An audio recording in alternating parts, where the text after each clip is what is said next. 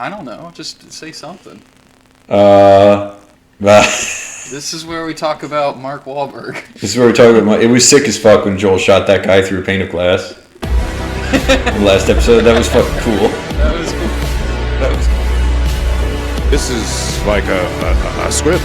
It's not a game script. Right. It's a script. Fuck the Oscars, you know? Fuck the Oscars! Fuck you! Because the most subtle nuances of emotions could be seen on screen. With the PlayStation 4, games have now finally reached that stage. We're the Citizen Game Podcast, a podcast where we only talk about movies and TV shows now, I guess. With Mark Wahlberg. With Mark Wahlberg. Well, 2 out of 3 that we're going to talk about now have Mark Wahlberg in them. Because... maybe Mark Wahlberg is secretly in The Last of Us. That would have been great if they cast Mark Wahlberg for no as reason. Joel. Yeah. No, just a cameo, inexplicably. Like you have all the actors from the game making cameos, and then Mark Wahlberg. Yeah, I gotta take this fucking kid across the country. I'm not doing it. Kid, get out of here. Well, we were talking about Mark. His brother would be played by like Matt Damon or something. Yeah. Of course, the reason I'm talking about Mark Wahlberg because this is not the first Naughty Dog adaptation done, and that would actually be the Uncharted movie that came out, like 2 years ago or so?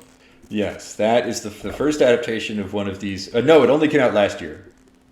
Oh, okay. Wow, that was a real... That just... vanished. No, I would imagine that even if it wasn't 2021... Wait, when did it come out last year? 2022. Yeah, no, but like what month? February.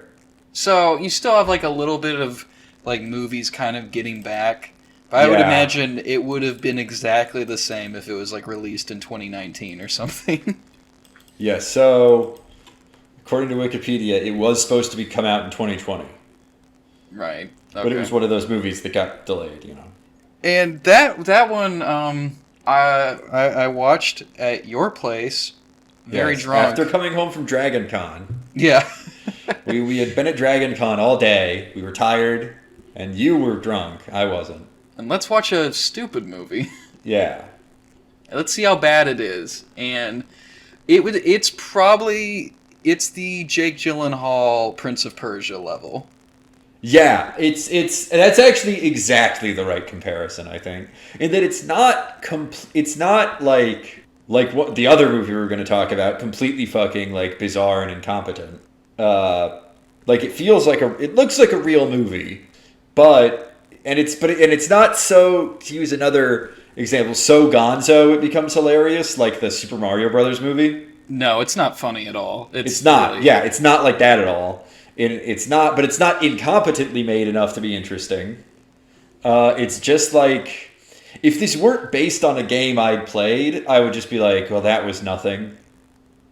Yeah, and I think the movie was always going to be bad because you have the problem of Uncharted delivering the greatest video game spectacle, that train sequence in Uncharted 2. Still, one of the most technologically... fun things to go, like one of the best shooting galleries ever. Yeah. You're not going to match that energy in a movie. It's always gonna, it's like chewing your food and then taking that chewed food and trying to make it back into food again or something. I don't know. But the thing is, Uncharted is ripping off movies. Exactly. That's the point. Even that sequence is like basically the convoy horse attack from Indiana Jones 1. But it was always good. I don't believe that movie. It was always going to be like slapped together garbage. Yeah. And so you're not going, when what you're selling is fun spectacle, you're not going to reach that again. So now when you translate it back into a movie, it's just lackluster. Yeah. And so I think that was always going to happen. The only interesting things to talk about are just the truly baffling decisions. Yeah, which is the adaptation decisions were insane. Like, that's the only thing that's interesting. It's only interesting if you've played the games and you're like, why did they put this here? Why did they do this character this way? The casting. And the casting is just terrible. And like, I remember I was talking to you about when they cast Pedro Pascal as Joel. And at first I was like, well, I don't know. But then you kind of have to remember, oh yeah, actors can act, you know? Like, but there are some cases I don't think Tom, what's his name? Tom Holland. Like, Nathan Drake is a himbo. And I don't think Tom Holland was ever going to succeed at being a himbo. Right. Like, it's just... Yeah, and Mark Wahlberg isn't willing to let himself look old enough. Yeah. To work as Sully at all. The game is trying to... It kind of adapts the fourth game. Right, so that's what I mean that's interesting. Because it adapts... Basically, it adapts very loosely the fourth game, but also the flashbacks from the third game and the flashbacks from the fourth game, while also being a prequel to the first game. Right, and yeah, it's just baffling because of course it's insane, and it also adapts stuff from the third game because like it opens with, which is also a really cool action sequence to play, which is the cargo plane with the shit falling out and climbing over the car, all that. And it's That's strange the opening scene of the movie. That whole action sequence is more cartoony than the video game. Yeah. Utterly bizarre. Because instead of Nathan Drake impossibly clinging onto things and going, whoa, there's a part where what's the Nadine? She drives a car off the plane, and it's not Nadine. No, sorry. It's her like weird equivalent. No. It's not. It's Nathan Drake's love interest in the second game. I forgot her name. How am Chloe. I blanking on this too? Chloe. Chloe. Chloe drives a car off the plane, and there's like parts where Tom Holland is like grabbing onto the car and he's having a conversation with her like while they're falling through the air, and it's just completely bizarre. Also, just with all like the weird, they try to do the brother stuff and all the personal backstory, and it's like I was re-listening to us talk about the original Uncharted games, and of course we were talking about how the third game is basically the Last Crusade. Yes. And it's important to note that the movies and games only start getting personal in like the third movie. The first adventure is just Indiana Jones is a cool guy. Yeah, and Nathan Drake is a cool Jones guy. Doesn't have a backstory in the first two movies. Right. He only gets one in the third. Yeah, by the time you're flashback invested. So it's weird that they try to do all this personal shit. It's like, just do an adventure. And it's sad because that type of movie, the swashbuckling movie, it's like, I could use more of those. Right, because you say there's no way to do it. The smart way to do it is to just not adapt the games at all. Just do an adventure. Just do an adventure movie. Nathan Drake adventure. Yeah, with these characters. It's fine. You can yeah, just don't that. adapt the game. Just adapt the characters and write some new adventure. That's a solid idea. Yeah, because you've just got a bunch of it's just the decision is bizarre because you've got characters who are basically the villains from the fourth game, and the goal is a ship full of treasure like the fourth game. But then you have random scenes from the third game, you have the whole sequence where they're in the sewer, which is sort of weirdly for the third game. Then you which have the begs cargo the question: plane. why did they blow their load in the first movie? It's don't you want? They knew they weren't making more of this shit. You're right. I guess they knew they weren't making more of this shit. That's Come true. on. All right. So they just decided to take all the most quote unquote cinematic things, which all happen in the third and fourth game. The last thing I'll point out, it's people, of course, including myself, we all love to joke about how Nathan Drake is a mass murderer. Yes. But it's weird how in the movie he doesn't kill anybody. No. So he kills one person, and it's in the opening scene. And a scene they get to later with the cargo plane. Oh, right. Yeah. He kicks a guy in the face, and he flies off and presumably dies. But that's it. That's barely a murder, honestly. Right, and the movie doesn't care about it. Even though he hasn't killed anyone before, they're just like, whatever. But then he never kills anyone again. He doesn't even use a gun. Which is just a weird choice for adapting like a shooter game, a third-person shooter. Yeah, and it's like, I think everybody would have been fine. It's like, yeah, he's gonna shoot some people. They're bad guys. Yeah, Indiana Jones shoots a ton of people. That's fine. Like, maybe it's because they cast Tom Holland and he's like a little boy, sort of. Which just goes back to like, why did you cast the little boy? Him that young? Because I guess it's too late to do the Nathan Fillion dream fan casting that people always talked about. He made like a YouTube video where he did it, but that's right. Fillion's too old now. Okay, we do not have time to talk about Max Payne. I'm realizing. But we'll talk about it. You wanted to. I know. I'm realizing we don't have time, and the only reason I wanted to talk about this was just that here's the Naughty Dog adaptation. And while we're gonna bitch and moan about the Last of Us, it is obviously a cut above, and it would be hilarious if you adapted The Last of Us like this. Yes, with like somehow Tom Holland is playing Ellie, and yeah, Ellie would already be an adult, and Joel is like Mark Wahlberg. Joel is just Mark Wahlberg. Yeah, used to. Ellie would say used to hurt innocent people, and Joel would be like, yes, especially Vietnamese, homeless Vietnamese men. Yes.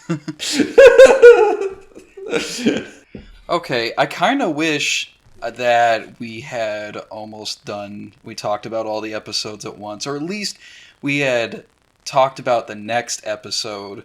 Is all the things that we were kind of getting at with changes to Joel's character, or at least how they presented him, kind of come to a head. Yes, and the thing, the Zizek ripoff thing I said about this show being a fake dystopia.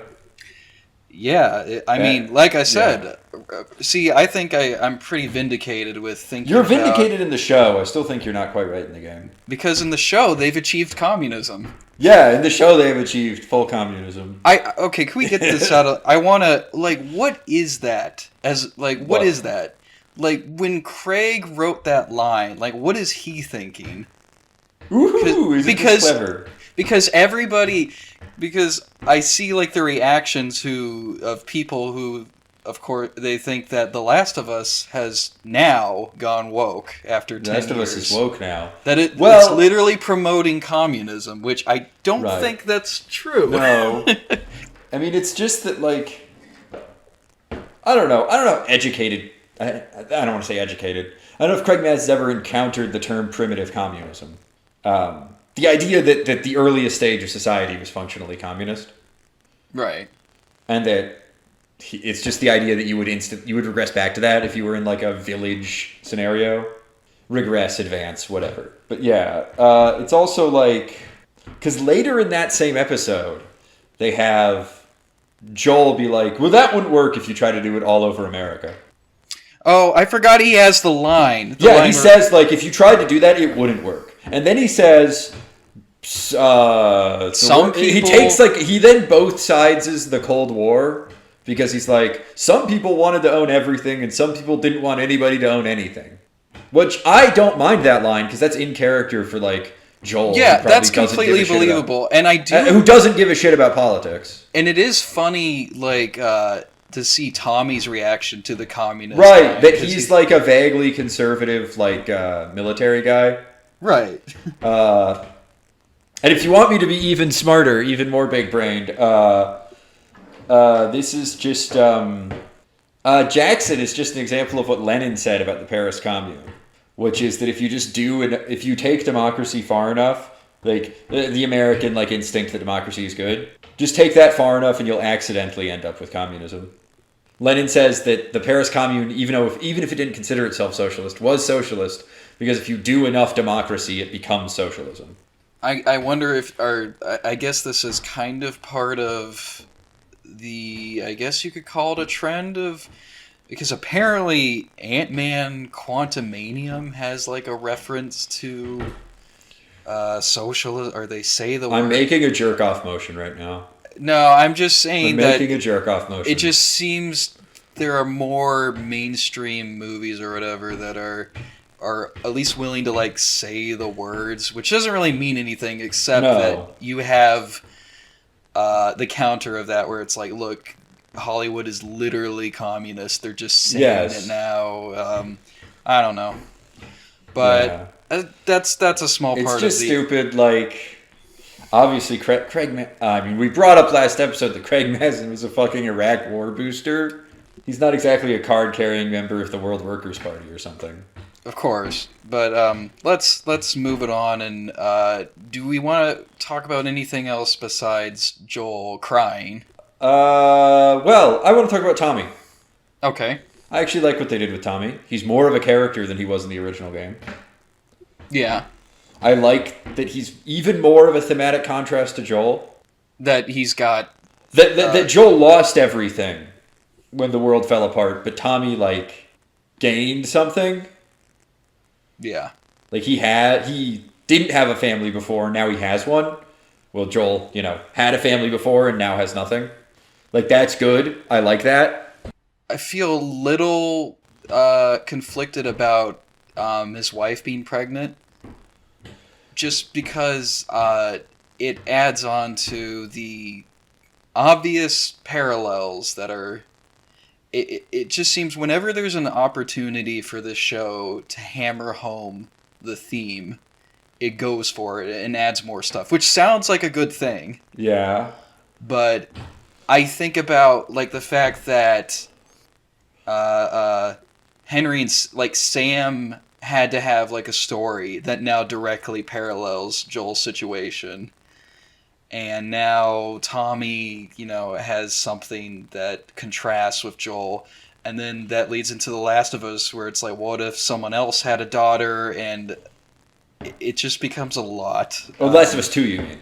Yeah, when it gets to Last of Us 2. Right. Because also, this episode is part of the trend of more obviously setting... Because, like, I don't even think we see Jackson itself in the game. No, you just see the dam where they make power. Which, on the podcast, they talked about, like, yeah, that was a time thing in the game.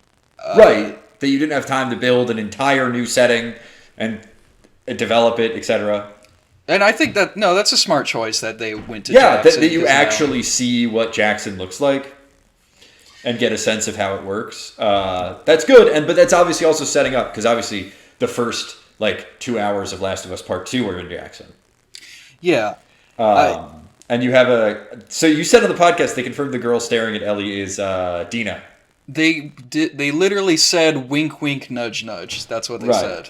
Yeah, so that's obviously setting up Last of Us 2 even more. Which that's fine, I guess. I mean, it's a little cheesy. But it's all, like, you're only going to know that if you played the game, so whatever. Yeah, I guess. I mean, I assume you would know that if the second season comes out. Yeah.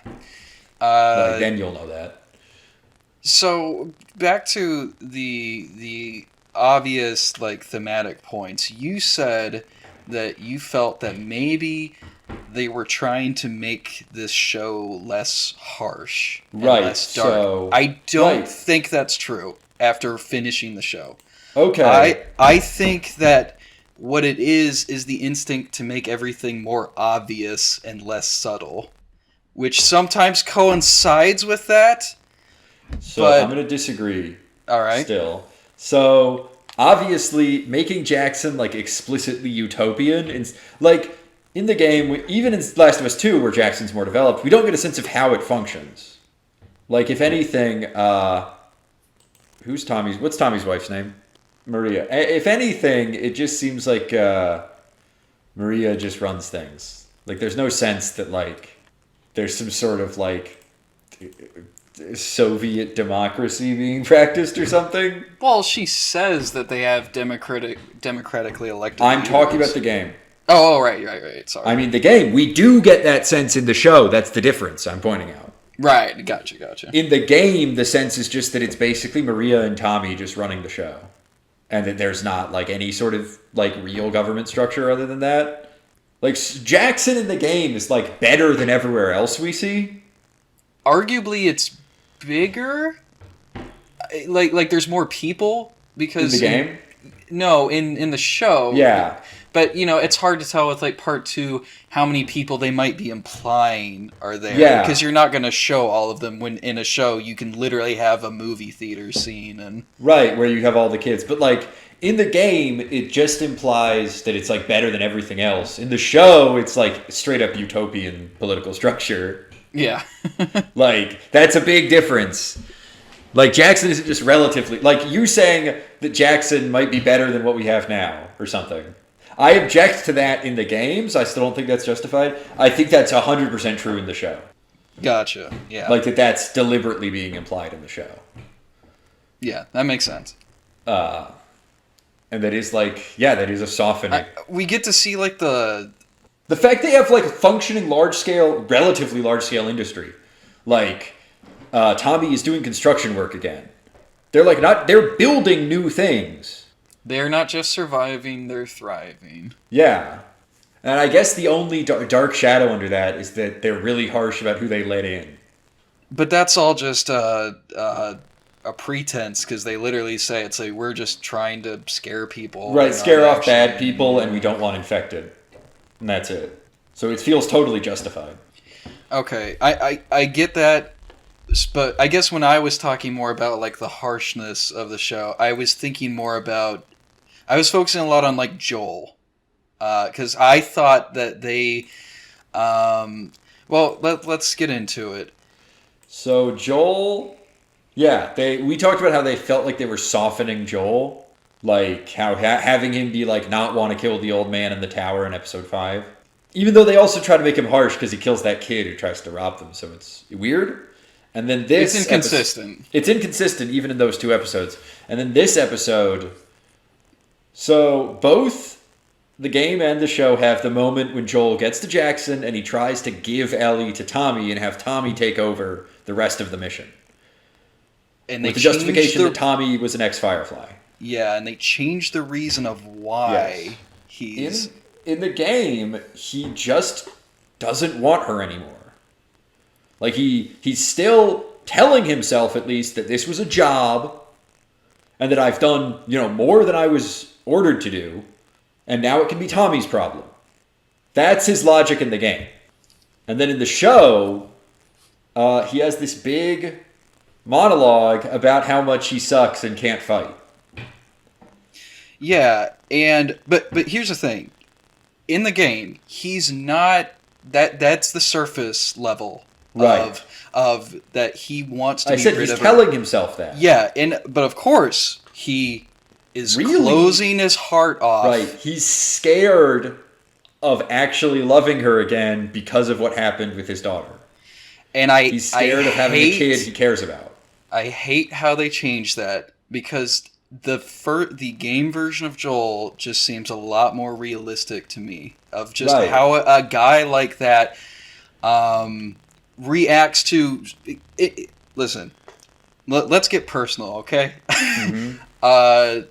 I'm sure lots of us have. There's other people out there. You got dads, and sometimes there are dads and just general men. They're not good at expressing their feelings. So sometimes what do? They just close off, and seemingly on a surface level, it's like, I'm going to be harsher and close my heart off even more, but deep down it's because I'm actually, like, feeling a lot of shit.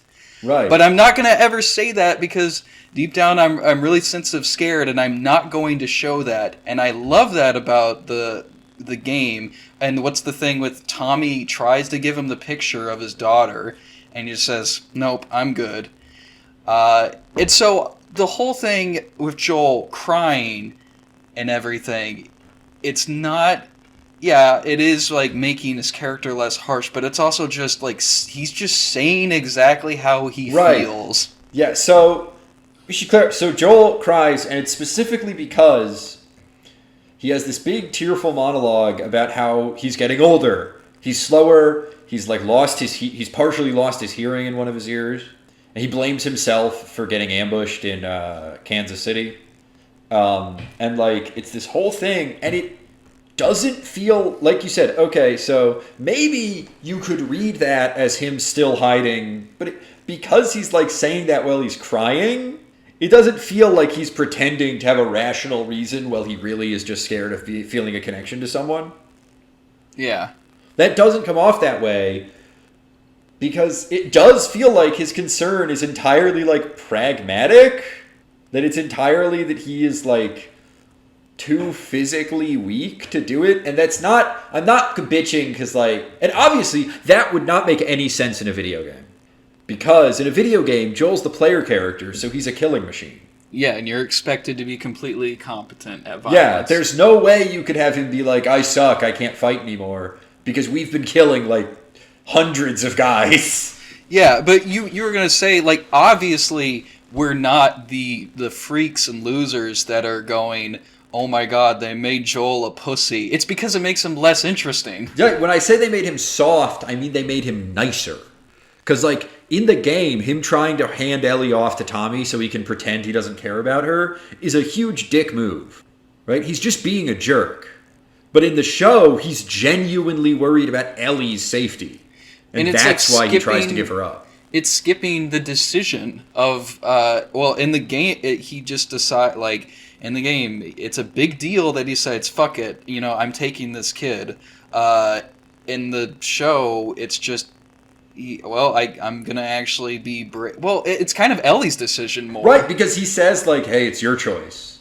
So it's not even... Because in the game, you have that very dramatic scene where Ellie steals a horse and runs away. And Joel has to chase her, and Ellie, like, demands to go with him. Like, there's no question that Ellie wants to go with Joel. It's just a question of if Joel is willing to do it. Yeah, it all that just leads to everything feeling less impactful with the right. Everyone left me except for you, and it feels less impactful skipping ahead to the cannibal scene when he finally calls her baby girl, because you get the sense that he's already ready to call her that. And yeah, he already like has, yeah, like the fact that he tries to get rid of her because he doesn't want to admit he cares about her makes him admitting that he cares about her in that scene matter, because he's finally admitting it. But in the show, it seems like we're already meant to assume he cares about her, and he just, like, yeah, the scene where it's like everyone's leaving, like Joel isn't leaving her to protect himself selfishly, which he is in the game, and what makes that monologue work. In the show, Joel's leaving her because he really thinks he's protecting her by doing it. And it just makes that's fine. Like, it's not even a bad dramatic situation, but it does have the effect of making Joel a less interesting character by making him a better person.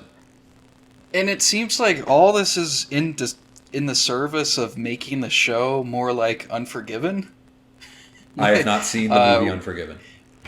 Well, you have a man, Clint Eastwood, who used to be really good at violence, but he changed his ways and he got old. And let's just say one thing leads to another, and at the end of the movie, he spontaneously recovers his capacity for violence. Because there's not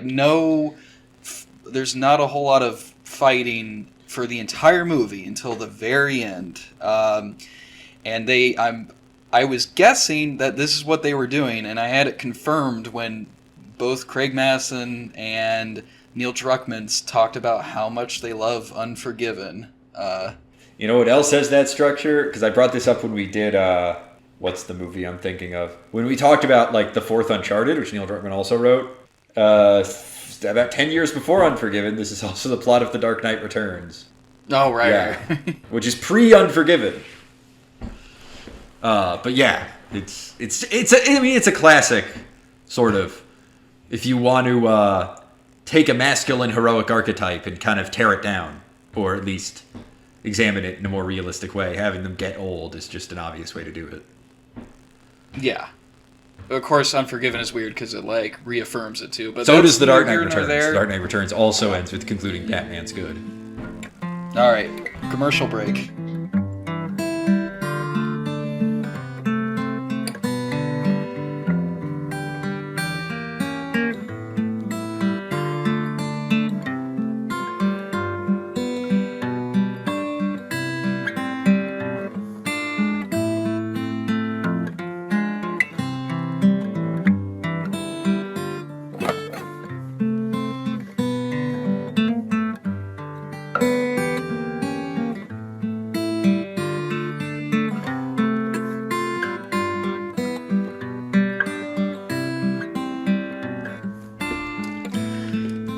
Okay, for sure, done. No interruptions. No interruptions from your wife. Yes. Okay. All right. All right. Not moving on to the next episode because you have to remember this is also where they do the entire university sequence. Yeah, which plays out pretty much. Except it doesn't have the dumbest guy in history, who intentionally released infected monkeys and then was surprised when they killed him. Yeah, that was probably a good choice. No. That was they should have kept that stupid shit. That was pretty damn. It was pretty silly. That tape right there is like why people will. It's like Joel was 100% right. These fucking morons. Yeah. like you cut that tape and it's way easier to realize the sins of what Joel's done, because otherwise it's like these people should be exterminated. They're clearly not smart. They just fucking infect. Anyway, I do think it's funny. So the ending of this, then they get ambushed by raiders. Joel. It's kind of goofy, and I know this is like realistic and or a budget thing, where the raiders that Joel fights during it's like 4 dudes, and he only kills one of them. Which is just such a difference from the game where there's like 30 people and Joel kills almost all of them. I mean, yeah, but that's fine. It's more realistic. Logical change. Whatever. But I just thought I think the complaint I have is that just generally the action is weak. Kind of like it's just 2 dudes bag. punching each other in like a field. It just happens so fast, and it's like it'd be nice if there was a little tension and they got into a scuffle. Or something. It feels very much like this is what needs to happen to make the next 2 episodes happen. We got to squeeze this in. Yeah, especially because they're squeezing it in the last like 15 minutes of an episode that was mostly about something else. Yeah, and that's, again, I see this conversation on the internet, people talking past each other. One person will go like, wow, there's not a lot of action in the show, and then the second person will go, what, you want Joel to kill 50 people like the video game? And it's like, there's an in-between of those 2 things. Yeah, you can make the action scenes slightly longer and more interesting without having them just be murder fests. Yeah, definitely. But apparently, I don't think you can, because it seemed like they just needed to squeeze this. Yeah, they were just, because this needs to happen to make the next 2 episodes happen. But they didn't really have time for it, so they're just like, and then they show up, and then they fight, and Joel kills one of them and gets stabbed, like, really fast. Right. It's kind of goofy. So then, I think it was a smart idea to make Left Behind its own episode. I mean, that's the most obvious choice you could possibly... It's the episode even just titled Left Behind, which is the only title it's taken from the game. And it's the most obvious choice possible. Like, it's extremely obvious that you do Left Behind as a standalone episode. Which I don't think there's not a whole lot to say about it. I do have something to say. Left Behind, so it's almost, other than the Ellie scenes are not stupid action, they're just her getting, like, sewing up Joel, which is fine. A good choice, actually. Yeah. And the scenes with Riley are almost exactly what happens in the game. They go to the mall, they do the same little fun things, they kiss, they even try on hats. They even do the trying on hats! And the masks! They even do trying on the spooky masks and shit. And they do the photo booth. Like, everything. And most of the dialogue even is direct from the game. But what I want to talk about is the stuff that isn't. The added drama. Yes, specifically, first, we actually see Ellie's life in the military academy, which we never see, or the military school. It's not an academy, it's fucking like gym. Where we find out that she was a troubled, gifted kid. We find out that she was a gifted kid. Like, there's this idea that, like, her commanding officer gives her this, like, tough but fair speech about how she's going places. And if she really committed herself, she could, rise to the top and be an officer and make change from the inside. None of this shit is ever even remotely implied in the game. Yeah, and I definitely dislike. It's like, why can't Ellie just be like a loser, or not a loser, not but even just a kid? Like, why do they feel the need to make her like exceptional in this? Because I think it's better if Ellie is not exceptional, except that she happens to be immune. Yeah, and that she's a little brat. Like, she doesn't have to be like she doesn't have to be troubled. Yeah. She can just be like, it feels so cliche, her being like this, the tough outsider or whatever the fuck, but who's actually really smart. It's like, why? Why are we doing this high school movie bullshit? Yeah, and I have to question, it's like, is there really going to be like a guy who's like, man, I really care about your, like a school guidance counselor type person that's going to be like, I care about your, it's like, what future? What the fuck are you talking about? Yeah, I don't care. Like this tough Why would you fair care? School guidance counselor shit in the terrifying Police post-apocalyptic state, like... military state. Like, he's just going to be like, now listen up, young lady. You It's better like- start applying yourself because I could see you got smarts. And you're apply yourself, you might, and it's kind of, I don't know if this is a joke, where it's like, you might get to eat meat. You won't have to eat the bugs. You won't have to. Yeah, you might get to eat, whatever disgusting, pigs we grow underground or whatever the fuck they do. That's Metro. Like, that's Metro, you're right.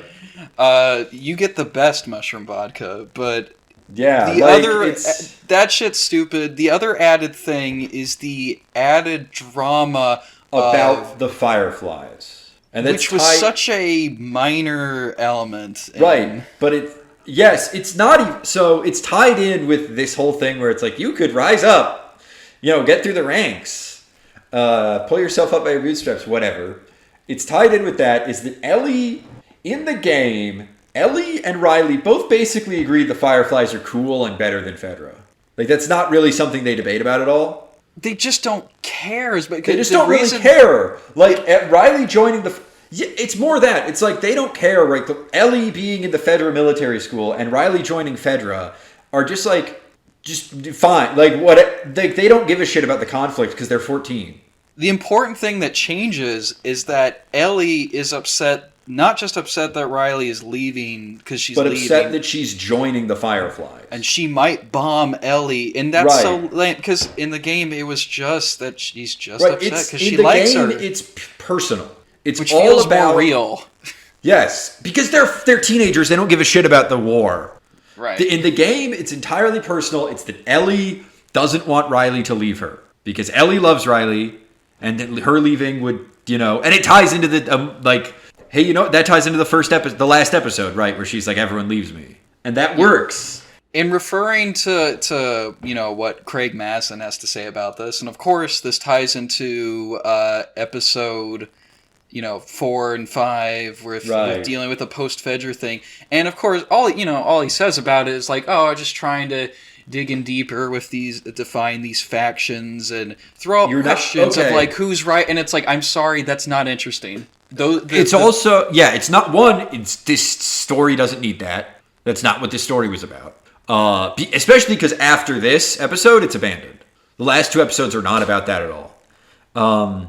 But also, their debate is such baby's first conversation about politics. Like, it actually has the effect of making both them and the series feel more childish.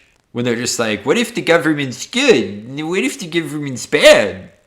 And again, it's a demonstration of the instinct to kind of make things more generic and average. And, it ultimately doesn't matter. But, just having this very basic debate about political subjects that don't actually matter to the story, and it just feels like you've inserted this because I don't know, maybe I'm worried that there's a sense that for a story to quote mean something, it has to mean something politically. Like, you can't just have a personal story with themes about personal conflict. You want to have talk about quote unquote issues or whatever the fuck, and it's just lame. Like, they're having really basic conversations. They're not saying or doing anything interesting with these themes. And they're just like, we want to have... And notably, when the series did start in part 2, where they start getting into, factions and politics, at the very least, I know, bitched about that game, but wolves and, the Seraphites and stuff, that was interesting. People who whistle and use bow and arrows. That's an interesting faction. Right, and at least there was never a scene where two characters from each side sit down and have the most boring political debate possible. No, and remember what I liked about that game was Abby and Lev, where they just kind of found themselves together, and it's like, well, I guess we're friends now, which means Right. that we can't be in our own factions, and it's never like an explicit conversation that happens. Right, they don't have a debate where they just lay out incredibly bluntly what their factions believe. Where here No. in this episode, Ellie and Riley do. And it's really lame, and it doesn't feel like it means anything. And I will say, yeah, the things that Craig Masson does say about it, it's like, you know, it's literally just a boring ass like order and chaos kind of conversation. It's like, well, you know, government's bad, but you know, it keeps things going. You know, like that most boring fucking. Yeah, shit. like literally the first thing. Like you've thought about this for 2 seconds. Yeah. And you don't have anything actually new or interesting to say, so you just do the generic conversation. But And you come to no conclusion. the rest of the everything else is Everything fine else is because good. Everything it's because it's right from verbatim the game. It's pretty good. Yeah. It just that annoyed me because you could have just stuck with the game and it would have been great, or at least good. There was no need to have this bizarre extra thing, and I can recognize it as unnecessary because I've seen a version of these scenes without it. Yeah, literally just seen the better version. Yeah, I've seen the better version of these specific scenes. All right, so cannibal episode now. Cannibal episode. The most original idea in the world. What if our villain menacingly quotes the Bible in the opening scene? It's kind of the same as the Left Behind episode, where it's pretty much the same. But with and some stuff added. I don't find the stuff inserted as noxious as the stuff I found in The Last of Us. In the Left Behind no, episode. because it's very underplayed for the most part. Right. So you've got David preaching. It makes explicit that he's a preacher, which is only implied in the games. Yeah, he just has a preacherly vibe. And Yeah, and he has believes in that God. sign that says he will deliver us or something. Yeah. Is all what it doesn't say that. It says something, but it's also in the we also see that when you're playing as Joel fighting through the town. Right. What I actually liked about that in the game was that it wasn't clear who he was, if he was God or if he was David. Here it's explicitly God. And there's a vague cult-like feeling with his followers in the game that's never clarified. Yeah, and there's also just kind of the general limitation of the game where they only designed male enemies. Yeah. And that, so you don't really get a sense of like, are they implying that there's a community here? Which Or obviously is this just a cult of like guys who are cannibals? Yeah, which again makes them easier to kill. Right. In the game, there's no sense that there's anyone other than these like adult men who are trying to kill you. Yeah, and I like that the way they expand it out is like, well, this is a community, but it's ruled by a crazy guy, you know, well, a... Yeah, so let's get into the first thing we notice is this girl crying, and her dad was killed, and it's pretty obvious to anyone paying attention that her dad is the guy Joel killed in episode 6. And now I want to talk about that. So the reveal that he had a wife and daughter. Oh, that henchman you killed had a wife and daughter, right? I kind of couldn't take that seriously. Specifically because I know that is a cut gag from Austin Powers. In the first Austin Powers movie, there was going to be a running gag where every time Austin killed like a nameless henchman, it cut to his wife and kids getting the news that he was dead. And I'm like, you're doing that, but serious. Yeah, this goes back to, like, everything, what I've probably talked about 5,000 times at this point, where it's like, are these people human or are they just monster? Like the story-wise, like, how are we treating them? Because in the first game, you get the attitude of, it's like, well, yeah, maybe they had family, but they're trying to kill you. Who gives a fuck? This is a harsh world. And then part 2, well, what if this doctor had a kid? And it's like, well, of Right. course, everybody's got fucking kids. Like, that's boring. You Yeah, know? I think it's more like in this episode specifically, because at least in part 2, him having a kid matters to the plot. Yes, that is it's not a In part literal 2, just... the fact that that random guy you killed had a family is literally the driving engine of the plot. Yeah. In this game, yeah. it feels like it's like the first thing you would think of. How do we make the audience feel like it might be bad? Oh, give him a wife and kid. But Like, it feels like the most generic thing possible. the added elements that I do like about this episode is that they lean more into David being a creep. Right, and but they also lean into him being charismatic. Yeah. Like he's got this. What I liked more actually was he had this sort of soft fatherliness to him in the first half, basically, where he's like he opens with him preaching, and then he tries to comfort the daughter, and then he's talking about how we don't have enough food. Like that's also a new thing in this episode is the idea that they are running out of food. Right. Which is never implied in the game. Because, again, they don't really have a community in the game. They're just, like, guys who want to kill you. I mean, I guess you could... that they want that deer, I guess. They want the deer, but, like, everyone wants food. Right, of course. The idea that they are specifically in crisis. But it makes sense, because it's like, well, why would you be a cannibal?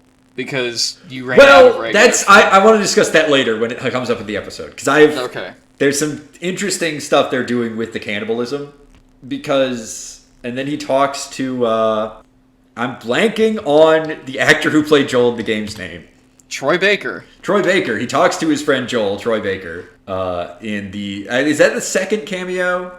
I mean, I'm not counting Marlene, because that's not a cameo. Yes. Because you had Tommy as the... Both playing second in command to arc villains. Right, right. Weirdly, that's like the slot he put the cameos in. It's like you could be the guy Hey, the villain you know talks what? to. He did a fine job. He was fine. I mean, yeah. Just like that guy whose name I don't remember in episode 4 and 5. Right. But so they're going to go out and get the deer, and that leads to... And then when he meets, like, everything with Ellie in this episode, with, like, meeting David, shooting the deer, is direct from the game. And then they add an interesting change when she's holding David hostage, and they go over to the farmhouse. Because in the game, it's a big, dumb action scene. But that I do think there's a problem with the show, because that big, dumb action scene serve the purpose of getting you to trust David at least a little bit. Right. And you said, I think you said it this me earlier, that like that's how it works in a game. You trust the character who's an ally player, an ally NPC. And they said on the HBO podcast, it's like, we don't have that, and we couldn't put zombies in. We don't have room for that. So it just has to be the conversation. Right. They just have to talk about religion. And it's not as strong. And I don't even know what to say about that, because you can't put a whole zombie action sequence. And this is another thing where people have said there's not enough zombies in this show. I think that's true. And I do, again, and we're not saying, oh, you want Joel to kill 20 zombies. No, there's But just the whole zombies back-to-back. need to feel like a presence, like a and it's threat. it's so easy for them to feel like a presence, because in a action game you can just throw them in there. The reason the zombies are an omnipresent threat because they're the They main literally enemies are. you fight. Because they literally are an omnipresent They are threat to the omnipresent. They player. are the main enemy in the game. Like, you have human enemies too, but they're at least equal, if not outnumbered, by the zombies. And it does kind of take away from just kind of the fun. Because, this is a very serious, dramatic story, but you also get to shotgun zombies. And they But rode that now line there's very no well. fucking zombies, so it's just people being shitty to each other. And that's not bad. I'm fine with the road, if you want to do the road. But we have really some of the best zombies out there. We love the mushroom zombies. We love them, folks, don't we? They're great. We love they're the great bloaters. designs. The bloaters, they're big. They're great designs. They're They're great. They did so much. There's only one in the show. They did one at the end of episode 5, and it looked sick, and it never comes back. And it is kind of important considering that, well, theoretically, Ellie is supposed to. I am going. That's why why I'm saving it for when we talk about the last episode, because that's where that really hurts the show. But so they have this conversation about God, and David is all like fatherly, and he says he used to be a teacher, which is going to have implications later. I fucking love that. I love that they lean into him being a pedophile. Yeah, well, my headcanon is that he's actually Jared Fogle, because if the apocalypse happened... Yes, you told me this. Right. We see Jared a subway... Fogle would never be exposed. Yeah, we see a subway in the mall in the last episode, which means Jared Fogle existed, which means he's out there somewhere. Yeah, he would never have been exposed as a pedophile in 2003. So... fresh. If the world ended in 2003. What? Yeah. Anyway... So he's like, I used to be a teacher. They talk about God. Like, this feels like Baby's first discussion about religion, too, but so does the game. Yeah, but that's fine. That's fine, whatever. Then, again, the exact same shit from the game happens where... An interesting thing that's different about this episode, to go back a little, is that it's not clear how long Joel has been in that basement. It's actually not very long. They actually specified that. Okay, that's that's the sense I got. In the game, it feels much longer. Well, in the game, he also got a worse injury. Right, because we cut in the game from fall to winter, and so it feels like a month or at least a couple months. Yeah. But in the show, it's like maybe a few days. And I think that's fine, because they did change the injury. I don't care, yeah. And it's more realistic, I guess, that he would either recover or die. Yeah. I mean, and the reason why in the game it has to be... a barbed wire is they learned in Uncharted 2, if you get shot, it feels kind of silly because you're getting shot at all the time. But barbed wire, that's a big fucking... That feels like a worse deal. A rebar, not barbed wire. It was rebar. Rebar, right. It was getting a full rebar through like your kidney. Yeah. That looks fucked up. But in the game, obviously, you could have in the show, you could have had him get shot because like they don't get shot. Yeah, but baseball bat, that's fine. But that's fine. I want to get to Ellie, the jail cell, because that's where the changes get weird. Because apparently he doesn't believe all this shit that he says. First, I'm going to talk about So it plays out pretty much exactly the same. Ellie gets ambushed. The fight is a smaller scale because it's a TV show and they don't need it to be as big a scale. Troy Baker wants to kill her. David doesn't. Joel gets up. Joel gets his medicine. Gets blah blah blah. That all happens exactly like the game. Yeah. And then Ellie gets put in the cell, which also happens in the game. And we do have that scene earlier where they're eating like chopped up meat. Yeah, and it's venison. And they do the thing that you do when you want to make eating feel disgusting, which is you turn up on the soundtrack the sound of the spoon scraping. Yummy. And the knives and stuff. Which that happens I've seen that happen in a couple movies. It's a way I hate it because it makes me feel like sick while watching it. Yeah, it works a little too well on you. Yeah, it works a bit too well because I just have like noise sensitivity. But like that, and then she gets in the room. We find out that they're eating people. So they're eating people, right? Yeah. Are they killing people to eat? I just assume that that's a good question, right? Because are they just picking up stragglers, or because they have that conversation about where the girl's like, "When can we bury my dad?" And he's like, "Oh, we'll bury him later." And my reading of that is, we're not going to bury him because we fucking ate him. Yeah, that makes sense. Like when one of ours dies, we eat them. I think that's exactly what. But then later on, when Joel is doing his Rambo shit, getting to Ellie. There's like 3 gutted human corpses. They keep the freezer room that was in the game. Right. And it's like, are all of those people from your group who happened to die, or are you like hunting people? I mean, it could be a bit of both, It could be both. Like they could be eating their own and going out and killing people. And I think that's probably what it's implying. Yeah. That it's both. But it also, does make that, the fact because in the game... You said, like, why be a cannibal? In the game, it's kind of just because they're sickos. I mean, you just don't know. We don't get it, but I don't think there's any implication in the game that they were forced to cannibalism. Again, but you don't have to imply that. I feel like you would just assume that? Why? I think most people... Because the way David acts, he seems like just a fucking sicko. Yeah, but maybe he doesn't seem like a guy who had to be forced. I guess, but maybe you get forced, and then that unlocks your inner sicko, and that's why he's the leader, because he's willing to...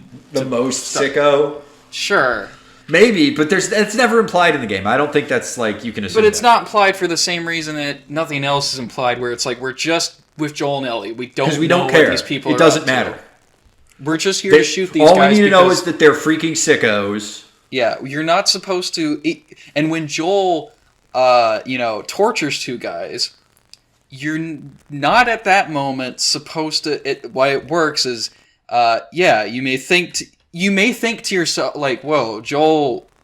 That's pretty harsh, but pretty they far, eat people. And what kind of person did he used to be? Right. But he's completely justified right now. These are fucking cannibals. And you save the questionably unjustified murders for the very end. Right. Because at that point, the fact these people are like cannibal sickos who are trying to kill a 14-year-old makes you be like, no, Joel's right. Yeah, but and so Joel she's in the... is competent at violence again. Right. We talk about the cage. I want to talk about Ellie in the cage. Oh, yeah. So David comes in. Ellie sees the human ear. There's I don't know if this is in the game. I think it is, where he gives her meat and he's like, it's deer meat, honest. Which I liked. That's in there. Okay. And he's like, he does say, so this is another change from the game. Most people in their community don't know they're eating human, which isn't implied at all in the game. Like in the game, it's pretty clear, like the sense you get is that these are cannibals. Yeah, this is what they do, but it's just in more the game, people... it's like this. In the show, it's like this secret that like David and 5 other guys know, and no one else does. And they make it this part of it's more implies more about David's character, what kind of leader he is, that he's keeping this secret from people.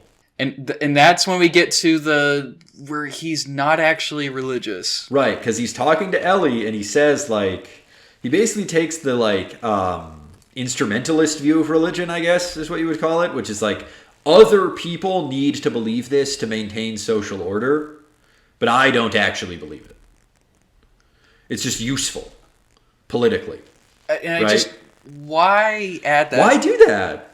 Add that extra little bit. Like, why not make him, like, it's interesting, because it's like you set him up as, like, the religious maniac. Maybe this is them trying to be clever, right? That he's not actually. So, here, to throw more into the mix, Craig Masson on the podcast pretty much explicitly says, like, I'm a separation of church and state guy. And he's trying to make a point about, like, religion is, like, a dangerous tool. So... what state? Wait, what? There's no state in the show. Well, he just mentioned that, like, that's his opinion. Like, right, but he was... But I just... So, wouldn't you normally just make him a religious psycho? Or is he trying to say, like, religion is a thing that only dumb people are fooled by? So he can make that point explicit? It makes the conversation he has with Ellie about God, it's like, well, no character in the show is actually religious. Like, it's weirdly, it's like, the show wants to have a conversation about religion, but no one between two characters who are actually not religious. And then it becomes this weird thing where he talks like he's grooming her because he's like saying you're so special. Oh, you're so mature for your age. It sucks that you don't have parents. Yeah, but at the same time, he's literally doing the meme where it's like, it sucks you grew up without a dad. But it seems like the show does believe Ellie is special. Right, because he says that, because he says specifically, he's like, you're a natural leader. And so... Which the show believes. Right, because I was going to say, he has no reason to know that, because he's only talked with her alone. So how would he know if she leads other people, right? Yeah, the audience know that maybe she is. But we could say, oh, well, he's a pedophile. He's just saying whatever he thinks will make her feel good, because he's a pedophile, right? But... he's giving her the same speech as that superior officer in episode 7, who we are basically supposed to believe. Unless maybe it's implying that superior officer is also doing grooming shit, metaphorically. I do not. Not that he's a pedophile, but that like the military is grooming her to be a killer. But I don't know. I think we are supposed to believe that guy.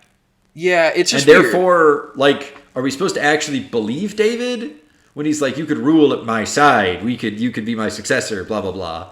Or at the very least, that he legitimately believes that Ellie is somehow special or exceptional. Which I get. I mean, like, pedophiles can have that, like, they can groom and also believe it's like you're a special one. You know, like it's not different. Blah blah blah. Mutually exclusive, but right. You can believe your own bullshit, but just it feels like the show wants us to believe those things about Ellie.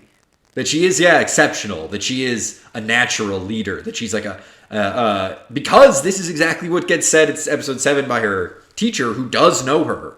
And so it kind of makes us want to feel like his assessment of her is real, but like, why? Why does Ellie need to be a gifted kid? Why does Ellie need to be exceptional? But it's also about the fact that she's a killer and she's like, she's up there with, she's not like these coddled people that I have to take care of. Right. Which again is just, I guess that's the mature for your age thing again, but right. I don't know. It's weird, and I think it would have just been better if they just kept it simple, where he's just a religious freak who wants to molest her. Like, it just, I don't know why they have to add these. Because then after that, the episode is basically exactly the game.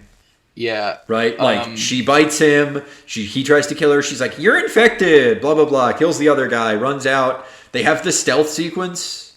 Yeah, I mean, all that's like, fine. exactly from the game. And it works. It works really well. Yeah, it did make me realize in the game, because Joel and Ellie have that moment after she kills David of like, were they still in the, like, oh, that building's still on fire, I guess. Right. Which seems kind of silly in retrospective, but in the moment you're not thinking about it because the music. But it also makes it cooler because you've got the fire lighting them as they're hugging. Yeah. It also makes it more dramatic. Yeah, you've got the flickering fire in the background when Joel like grabs Ellie and calls her like my baby girl or whatever. Yeah, it's just funny because I never thought about it until the show made that change. And I was like, oh yeah, the building's still on fire. I didn't even think which just tells you the scene worked. Like, it's fine. Yeah, it worked, and I think it works in the show too. Except it's undercut because by what we talked about earlier. Yeah. Whereas here in the game, it's like him finally. Both him freaking out and going on this murder quest to get her and then finding her is like him finally admitting that he does view her as his daughter. Which, last thing I'll say about this episode. Wait, I want to say one more thing. During the final battle, they add a line to David where he says the fighting's my favorite part.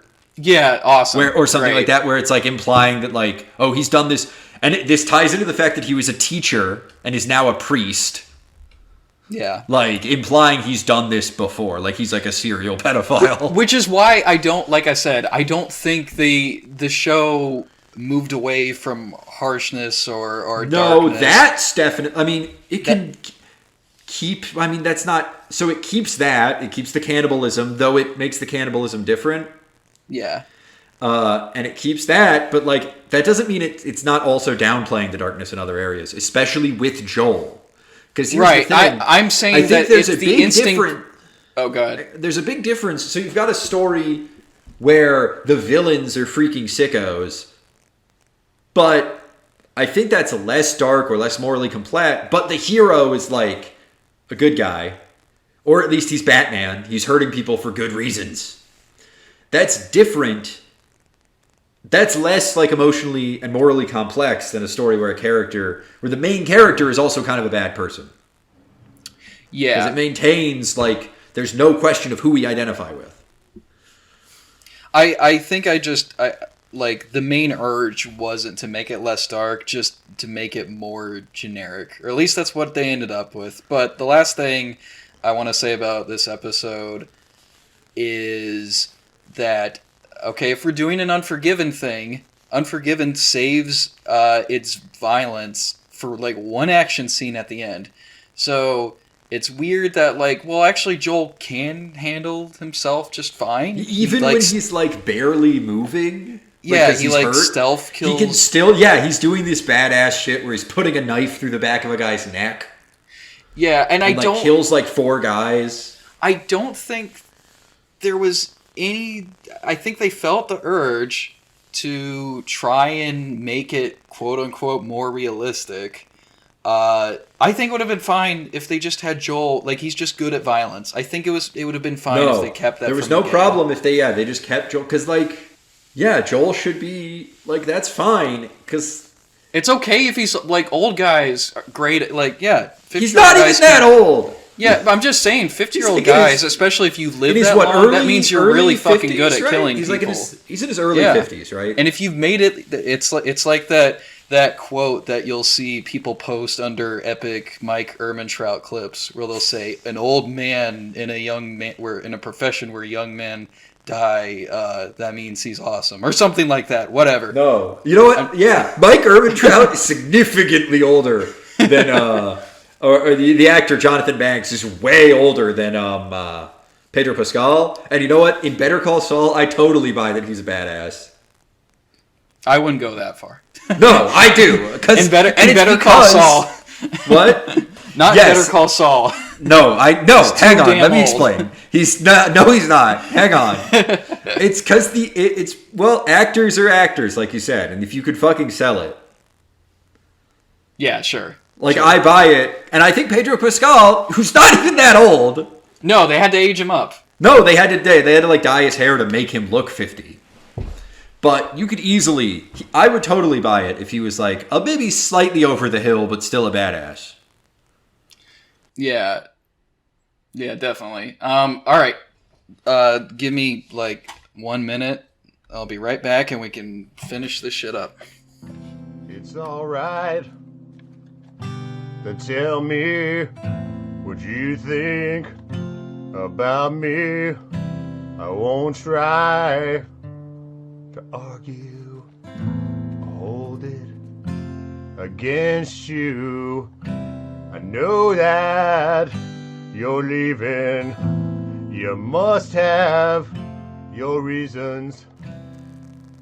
Wait, how's the lyrics go? What's that? All right, you ready? Yeah, let's talk about the season finale.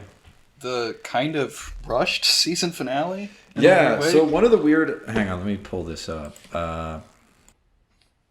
One of the things I noticed is, like, this episode short? It's like 40-something minutes, right? Yeah,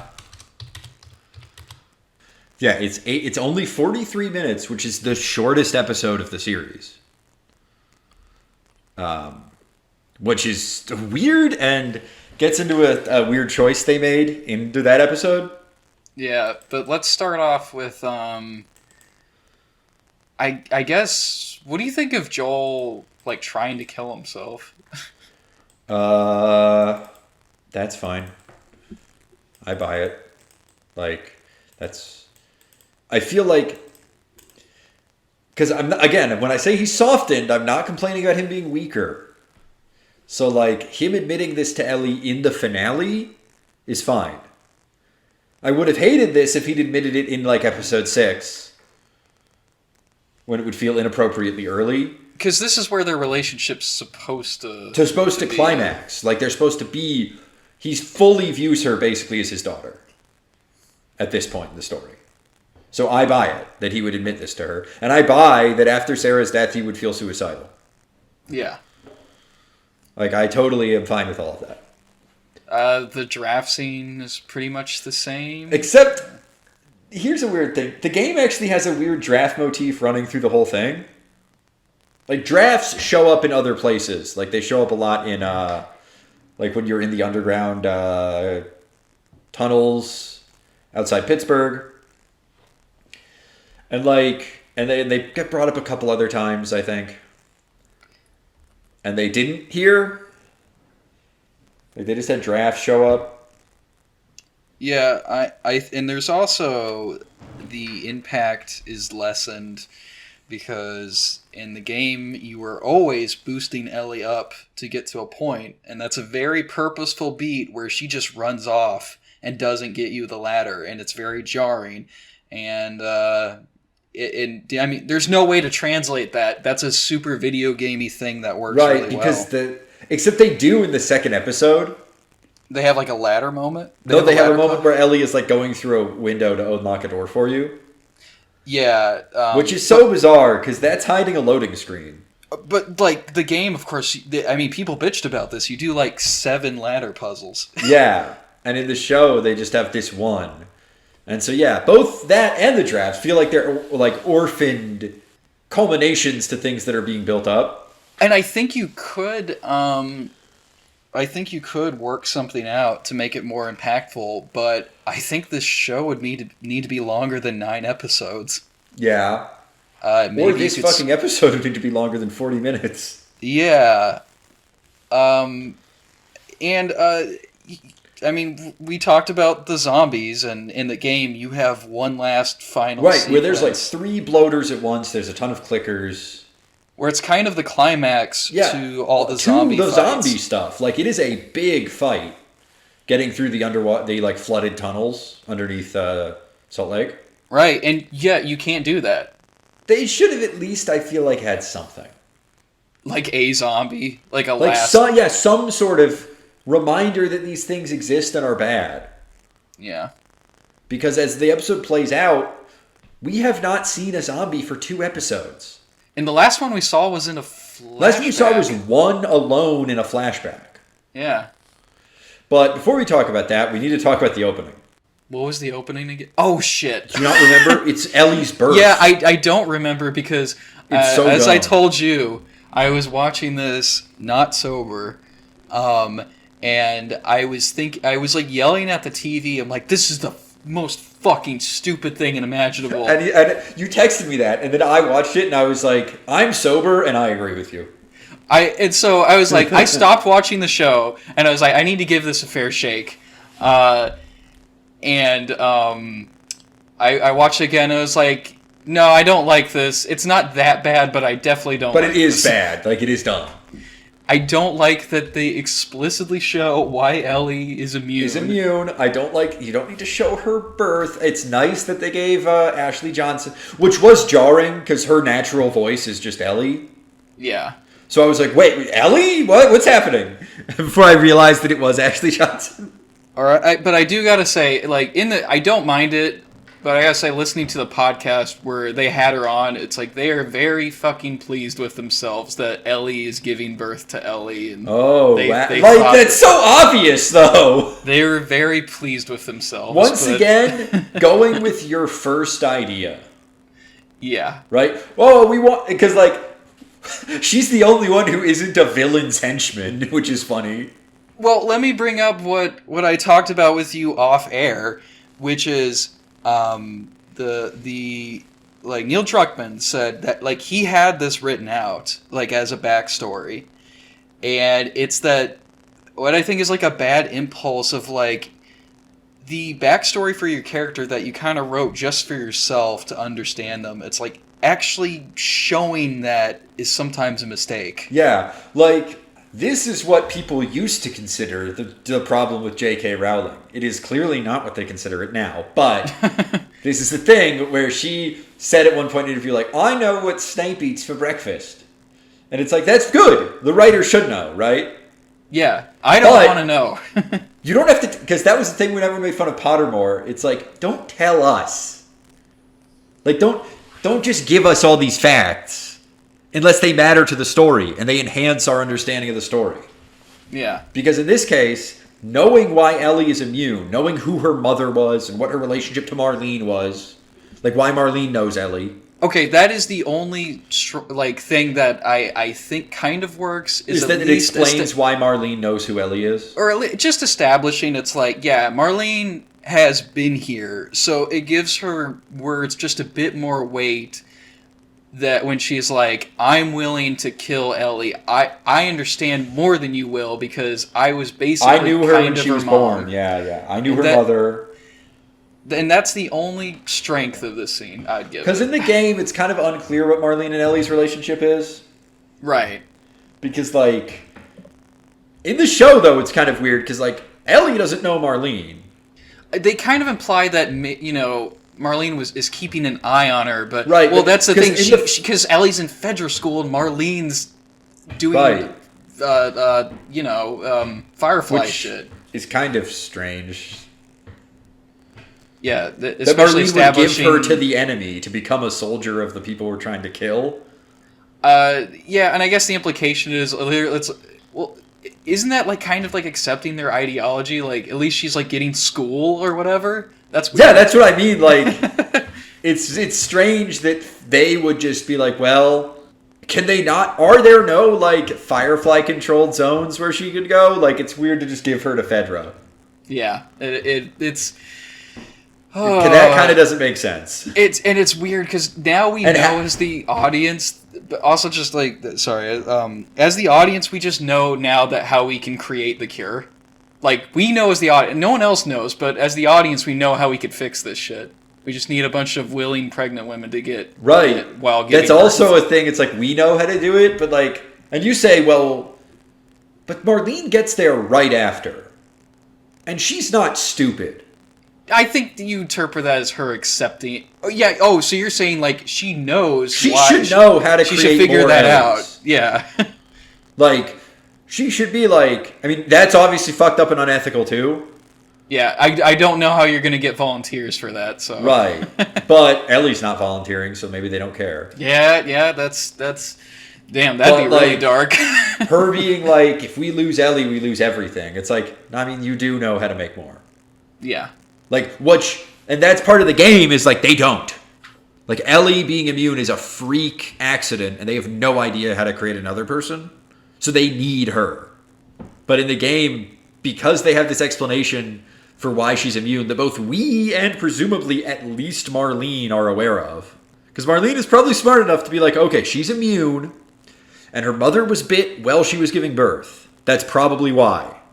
So when Joel says find so, it's like, well, you might. You literally could might, maybe find you someone know, else. It's rare for this to happen by accident, but it probably has at least one other time. Yeah, it's possible. It's possible. But in the game, it's like, no, they do not fucking know how this happened, and there is no guarantee it will ever happen again. Yeah, which it makes it easier to like, oh, well, yeah, maybe if you were in her position, you would kill Ellie. You would do this because there's literally no other way to. She is the only one. This is a once in a lifetime chance to fix things. Yeah. But in the show, by giving us an explanation that we don't need, that doesn't enhance our understanding of the story at all, because then later on, when Marlene is talking to Joel, she does say like that basically Ellie has been quote unquote infected her entire life. And that's why she isn't. So they just didn't realize she was immune until she was bitten. But she's been immune forever, which is not what they in the game. It's not clear if the fungus in her brain that isn't killing her was like a random mutation from the infected that bit her, and that before that she was normal, or if that's something that's always been true about her. You know? And again, you as an audience could imagine, like, well, maybe something weird happened, but you don't know that, and you shouldn't know that. Right. You can think maybe she was always like this, or maybe, there was a random mutation in the zombie that bit her. Right? And it's like, but it also goes into, like, making Ellie special. Like, Ellie was born with this. It wasn't just a random thing that happened to her one day. Which is like more of like Ellie is special. Like it's almost like literally a Christ thing. Yeah. It's like having it be not like great. that she was born special as the chosen one. Because their explanation for why Ellie is immune, which is that the chemicals in her body make her register as already infected. Which is why. So Ellie's been like this her whole life, right? Right. She gets tested in episode 1 and it comes up positive and the soldier tries to kill her and Joel kills him, right? Mm-hmm. Do we have to assume Ellie's never been tested before? Especially if she was like... raised in Fedra? But isn't that's also like a problem with the game, right? No, because if we assume Ellie's only become infected when she's bitten. Oh, okay. I'm saying like I see what you're saying. If she was born like this, right? If she was tested by anyone at any point in her life, she would come up positive and be killed. In the game, because we don't know, it might have just started 3 weeks ago, right? When she was bitten. Okay. Yeah, I see what you're saying. But in the Yeah, in the show, we were explicitly told she's had this infection in her brain for her whole life. This like benign infection. Right. I see what you're getting at. And they say the other thing is that they say that that's why, because the chemicals in her body tell the cordyceps that she's already infected and they don't attack, right? Yeah. Which, well, the zombies still try to kill her. Like, the zombies don't see her as one of them. Yeah, that's and that's especially so if she got weird. kissed, if she got the zombie kiss, would she still be killed? I don't think so, because that's infecting her, because she's immune to infection. But the zombies still try to rip her throat out. Yeah. And they don't do that to each other. Like, they view her as human. And that's especially weird. And here's a thing where I think the show missed an opportunity to do something interesting with the changes it made. In the second episode, we establish, and it kind of never comes up again, that Cordyceps has a collective intelligence. Oh, that maybe she could, like, think alongside that she them. Is, like... If Cordyceps is in her brain, is she, like, part of that? Yeah, that'd be kind of interesting. But that also makes it weird, because if she is part of it, why do the zombies try to kill her? Why don't they view her as part of itself? It clearly doesn't. It wants to kill her. But this is especially weird because the idea of Cordyceps being collectively intelligent, like, comes up, like, once in the second episode, and then David vaguely references it in the 8th episode, where he's like, Cordyceps takes care of its people, which is absurd. But that's it. Like, if they make this big change to how the zombies work, that never comes up again. Yeah, they don't really capitalize. They don't do anything with it, even though they made a big change to like how Cordyceps is treated. Yeah.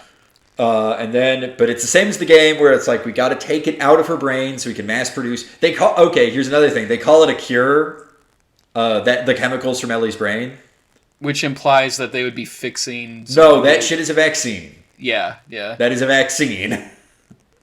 Because it makes you immune, which is what a vaccine does. It doesn't. Sure. It won't. If someone's rotting and has a fucking mushroom sticking out of their head, it's not going to cure them. Right. Maybe if you got bit and then immediately injected, it would cure you, I guess. But she's not a scientist. She's not a scientist. She might have just said the wrong word. Maybe that'll be a joke in season 2, where Abby's dad is like, it's actually a vaccine. And it's like, shut the fuck up, nerd. Shut up. Bang! Dead. I'm glad you got shot. Wait, weren't you Asian? What? Weren't you Asian? He's not Asian in the show. It would have been hilarious if he was. So yeah, then Joel, exact same as the game. Joel's getting escorted out. He kills the guys escorting him and goes on a fucking killing spree. And the way this killing spree is done is very weird. Yeah, it's effortless. It's like one shot as he gets the rifle. He goes up the stairs. He shoots a guy through a plane of frosted glass. He turns. The guy tries to shoot him, but he can't. He fucking boom, boom, boom. It is people compared it to John Wick, and I think that's true. Because he looks tactical. Yeah, he's totally stone cold. Rifle, always got his eyes in the sights. Just bang, one shot. It's absurdly efficient killing. And what's weird is body counts in video games. It's a weird science that everybody has different opinions and different feelings on. Me personally, it's what makes it feel less absurd is that every fight in the game is like a scrap that you're running around. You're not doing John Wick shit. It's I gotta throw a brick at this guy, then I gotta grab him. It's a game where you're specifically meant to do John Woo movie. I mean, I'm talking about the Last of Us only. Right. And then it's just weird. So here's the moment where you need Joel to kill a lot of people. It is important to the plot that he has to kill a ton of people in this hospital. Yeah, and it's weird that they make it more silly than it is in a game. Yeah. Because he just does it effortlessly, where at least in the game, you gotta still be smart and tactical about things. In fact, you don't even need to kill everybody. You can still stealth past a lot of things. Yeah. So it's very strange that they make it just easy. Like an effortless spree. I think it would have been more interesting if you're going to go that route. You should have him killing more non-combatants. And like more nurses and doctors. yeah, you know, if you want to really lean into that, so it's just Right. like, or at least like people who look like they're not trained with guns, like they're not wearing tactical outfits, like they're not the guards, they're just random people who have guns on them. I Because think they're scared because this maniac is doing a mass shooting at their hospital. yeah, But like, or make it like, I don't know why that they decided that like it shouldn't be a fight. yeah, Like that Joel is just like walking through, just bang, bang, bang. He occasionally has to dodge bursts of gunfire, but that's it. Like he's not ducking behind cover, reloading. Oh, like they don't have tradition. Maybe they didn't want to have like traditional like tension to this fight. They didn't. They absolutely didn't, and they wanted didn't, to. And he says, like Unforgiven, Joel wins because he's the calmest gunfighter. And I don't know what to say about that except it's just a weird choice. It's just a weird choice. But he kills all those people. It's fine. Everything pretty much plays. Do you have anything else to say about just the general, how they depict the ending? Because it's pretty straightforward from here. All right, so he goes through. Well, I want to talk about this final gunfight a bit more because they do the sort of. I thought they were gonna do like a long take. Like this is kind of a jerk off film school bullshit, right? But like do one take. I think that would have been a fine moment to do something. That would have been a fine moment to have like one take of him killing his way through the hospital. But instead they do the opposite where they don't even do continuity editing. They do a montage. Or not basic continuity editing. Like they're like cutting between moments of this gunfight. We don't see the whole thing. Okay. So, what is The Last of Us inspired by? Children of Men. Yeah, that should have been filmed like Children of Men. Right. The Children of Men's most famous scene is the car scene, which is an 8-minute one take, right? Well, and the end part. Yes. Yeah. But like, yeah, it's so inspired by who's the director of Children of Men? Inarritu? No. The guy who directed episode 3 of Harry Potter. What's that guy's name? Cuarón. You're right. Yeah. He's part of with Del Toro, Inarritu, and Cuarón are like they all the signed three amigos of cinema. So shut the fuck up. You don't even know if that's true. You're just guessing. But no, I do know that's true for all three of them. Well, I know Del Toro and the Children of Men director for sure. Right, but I don't know if Inarritu probably did too. Whatever. I'm sorry if I slandered him. Let's move on. Anyway, Cuarón loves the moving long take, right? He even does it in fucking Harry Potter. And so you could have easily done like the whole final gunfight. And that's what I thought they were doing because it moves with Joel up the stairs. He shoots the guy through the glass. You could have easily done this as like, well, it would have been kind of cool. Except it would have been hard, I guess. It would have been hard and it would have been cool, which they don't want it to be cool. But what do they want us to feel about this violence? When Joel's like finishing that guy off with a knife, that feels purposefully icky. Right. But the violence also feels like we're detached from it because one, the music is drowning out the sound of it. And so two, I guess with that and two, we're only getting bits and pieces of this gunfight. We're not seeing the whole thing. The only thing I could say about your first point is that I know that like they were trying to depict Joel as basically disassociating and like not thinking. It's like these people are just obstacles in my way. So I suppose you could... And that's fine. The thing that really baffles me is the choice to make it a montage. Yeah. That is really baffling. Like, not even showing us the whole gunfight. And you suggested it was a time thing, but they made this the shortest episode. Like, they could easily have made this episode 5 minutes longer. And it would still be the shortest episode. Some season finales, they'll go for the extra, like, hour and 15 minutes. You see, they did the reverse here. They did that for the premiere and the finale is the shortest.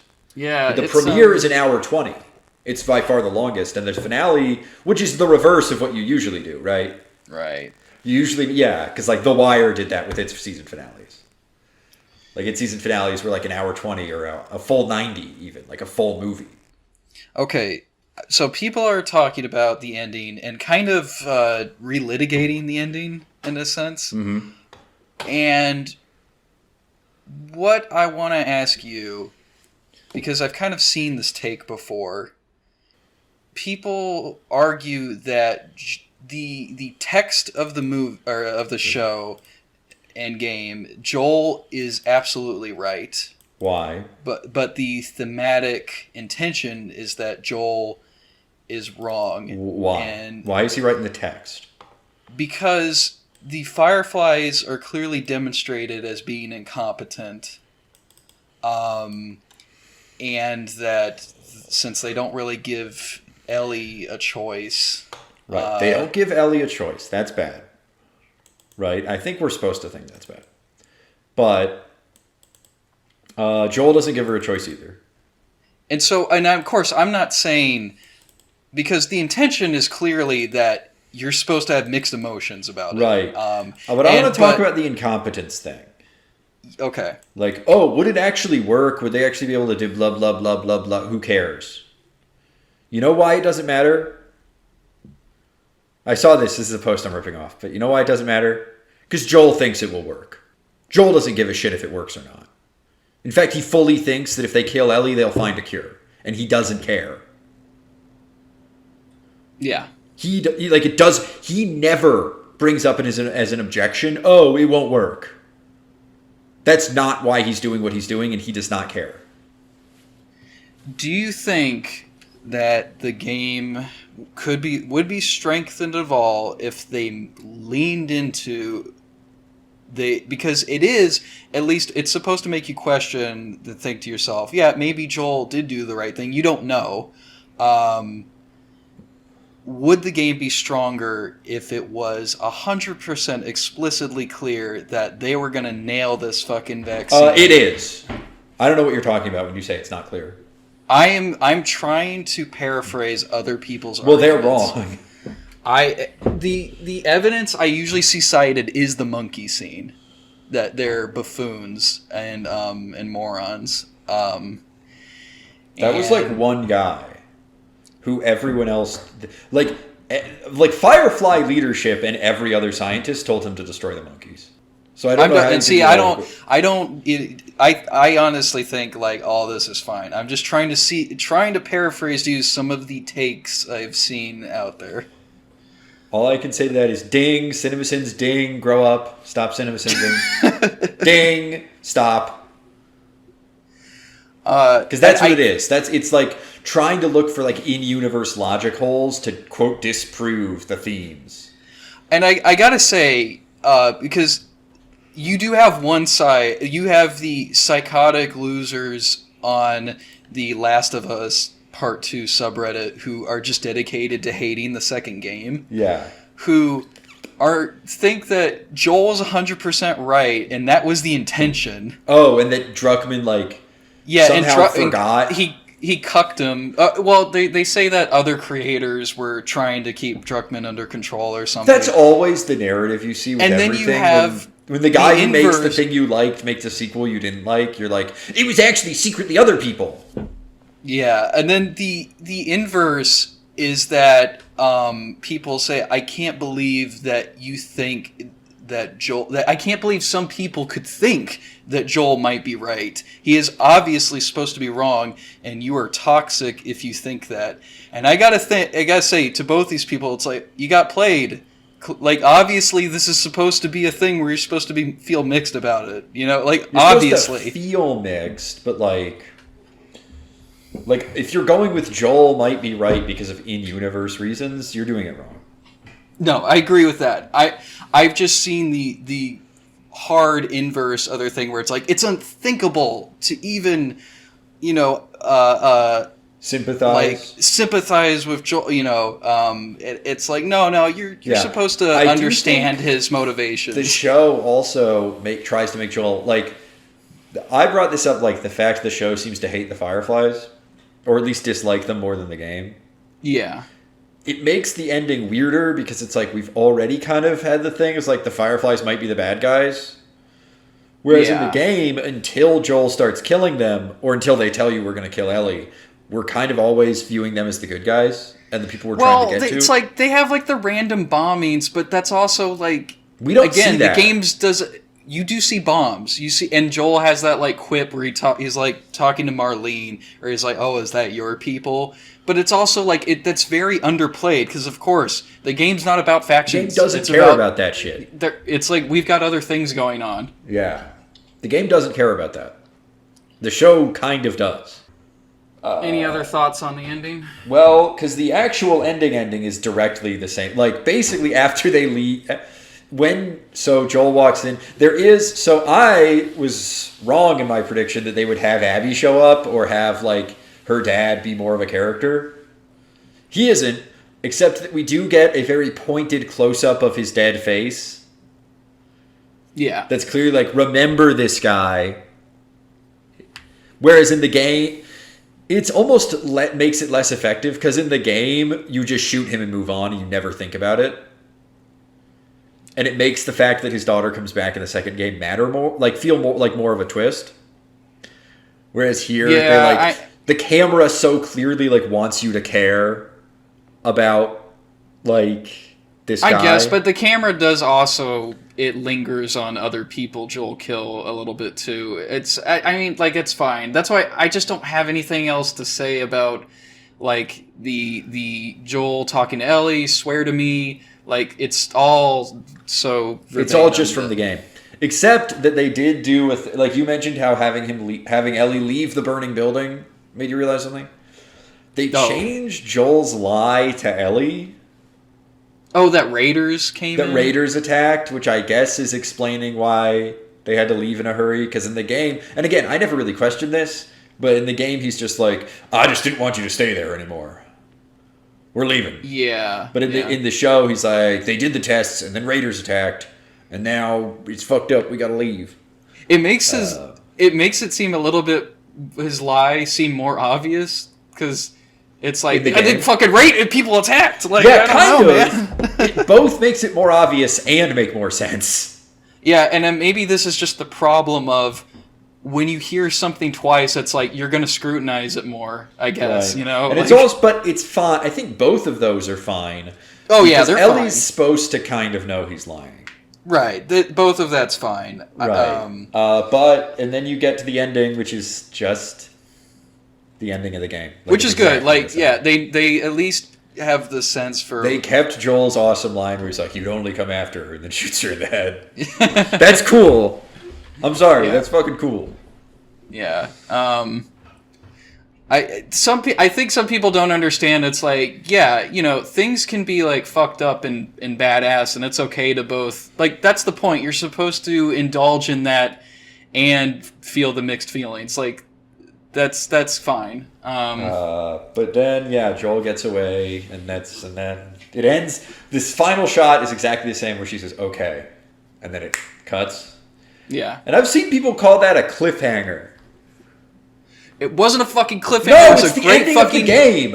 And it the never ending of the needed game to be was expanded on. Yes, the ending of the game was made. The game was made without planning a sequel, clearly. And it was the ending of the game. It's like an ending. It's not a cliffhanger. Yeah. You only think it's a cliffhanger because you know there's a season 2. And it was a great ending that like I said, I think it would have been fine if they just left it there, but you know, got to make that money, so whatever. Yeah, whatever. And they are going to make a season 2, which presumably we're going to talk about. Well, in season 2, oh god, I gotta be honest, man. I'm fucking sick of talking about The Last of Us. I'm losing my shit. Fuck you. I'm done with this. It's going to come out in like 3 years. Yeah, okay. You'll be fine. The last thing I'll say, which I said to you earlier, which is like a very backhanded thing to say to this show, which I think overall I would give it a C, as in like you pass. I'd say C plus or B sure. minus. I'm just saying it's like you passed. You got a lot to work on, but you get a passing grade. You did an okay job, but it did make me realize, like, you know, the Last of Us, and why we were talking about these types of games is these are the big cutscene-driven, generic action games that are trying to kind of brute force their way into being artistic by being expensive, essentially.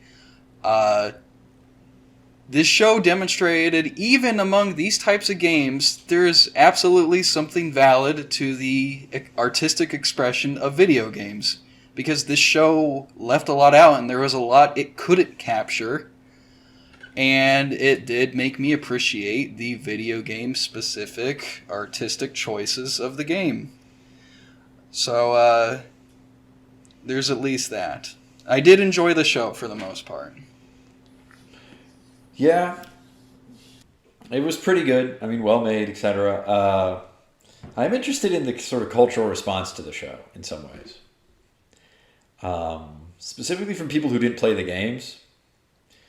There was a tweet, and we shouldn't link it because it's like some fucking, no-name account. But they were like, what is The Last of Us game, even? Like, do you have to press buttons to feel emotions? They're like, because they didn't understand. They're like, what is the gameplay?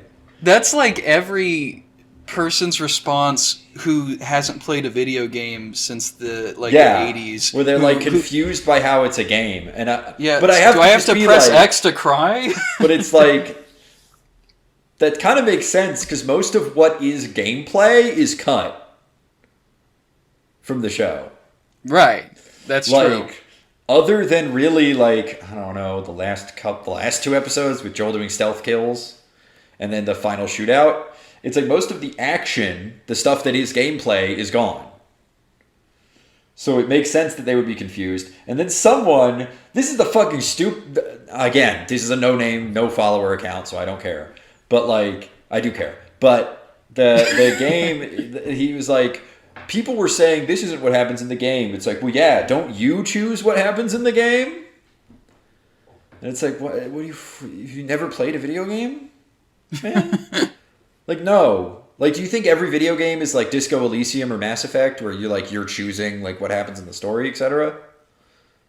We're like, no. Like, it's a linear story. When you say this is how it happened in the game, that's how it happens. They don't, like, it's just baffling because these are young people where it's like, just haven't played a video game ever? Like, weird. I know, I'm not saying it's like you have to play video games, but it's like just strange seeing people who like just don't know what a video game made in the last 30 years looks like. Yeah, it is still one of those things where it is like a way bigger cultural phenomenon, but you can still kind of miss out on it. You might not absorb as much of it through osmosis because it's harder to just casually absorb it. Right. It's not something you put right because a video game. This isn't me saying they're better because of this, but it's a video game you can just play like, and this is true of like novels too, reading, etc. The thing about movies and TV is that you can just put them on and they'll keep happening even if you're not paying attention. Yeah. A video game, you have to be paying attention to make them happen. And so when you get home from work, even if you fall asleep halfway through, you can just put the episode on. Yeah, and you might have gotten something. And you probably will get a general understanding of what it is. But still, lots of people watch their video games. That's true, but that would be stupid for a game. Like, okay, anyway, Ryan, I gotta be honest. We're at 2 hours. I got shit to do. So much of this is going to be cut out. I'll just say this to the people who don't know what Last of Us is. It's basically the same functional gameplay as Call of Duty. Go from point A to point B, kill everyone in your way. Oh yeah. Like, it actually isn't in gameplay terms different from a standard shooter, which is fascinating. The show is mid. C+. That's all I got. Yeah, it's a gifted kid that needs to apply itself. Great fucking ending. All right. Awesome.